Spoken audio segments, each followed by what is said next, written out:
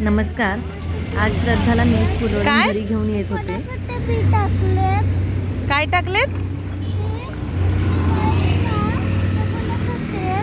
काय बी? अरे शेळीने शिशी केली आहे ती. रस्त्यावरून येताना तिला असं काही दृश्य दिसलं म्हणून ती मला विचारत होती, मम्मा इतक्या सगळ्या बिया इथं कोणी टाकल्यात? चल चल.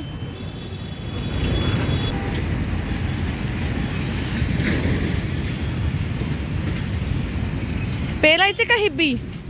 शेतात पेरूया का? पेरूया की शेतात पेरूया, म्हणजे झाड येईल उगून. पेरूया का शेतात? शेतात शेतात पेरायचं काय बी? तर या ठिकाणी श्रद्धा लाबुबूचं ड्रॉइंग काढत बसली होती. नाव काय त्याचं? लाबुबू. लाबुबू. लाबुबुबुबुबुबू. बोलायचं नसतं. का बोलायचं नसतं? तो प्रिन्सेस ॲनिमल्स पेक्षा बेस्ट असतो लाबुबू. बेस्ट असतो. यांनी श्रद्धेसाठी पाण्यावरती चित्र जे तरंगतात आणि त्याचा टॅटू बनवता येतात ते कलर्स आणले होते, ते पेन्स आणले होते, पण त्यासोबत चमचा मिळालेला नव्हता. या ठिकाणी तिने प्लॅस्टिकच्या चमच्यावर हे ड्रॉइंग काढायला सुरुवात केली, पण ते काही केल्या पाण्यावरती तरंगेना, कारण त्यासाठी जो चमचा असतो तो सिरॅमिकचा असावा लागतो. हे नंतर आमच्या लक्षात आलं आणि त्यासोबत तो चमचा मिळालेला नव्हता. त्यामुळे ती हे ड्रॉइंग काढत होती आणि पाण्यामध्ये सोडत होती, पण ते ड्रॉइंग काही पाण्यामध्ये तरंगत नव्हतं. पण तिचे प्रयत्न मात्र चालूच होते.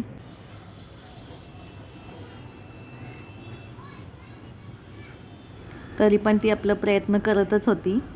तिचं चाललंच होतं हे फ्लावर पाण्यामध्ये कधी सुटतंय हे बघायचं, पण ते फ्लावर काही सुटत नव्हतं.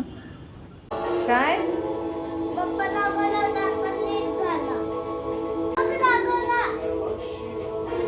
संध्याकाळी आम्ही जाणार होतो अनयाच्या बड्डेला. गणी पप्पा सांग. Happy birthday dear Anaya. Happy birthday. अनयाचे भाऊ बहीण काका काकू सर्वजण या ठिकाणी बड्डेला आलेले होते. छान बड्डे सेलिब्रेट झाला. Happy birthday. Happy birthday.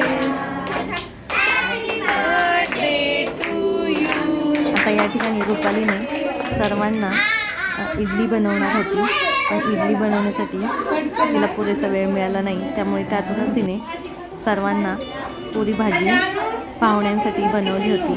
तीच मुलांना सुद्धा खायला दिली. मुलांनी आवडीने खाल्ली.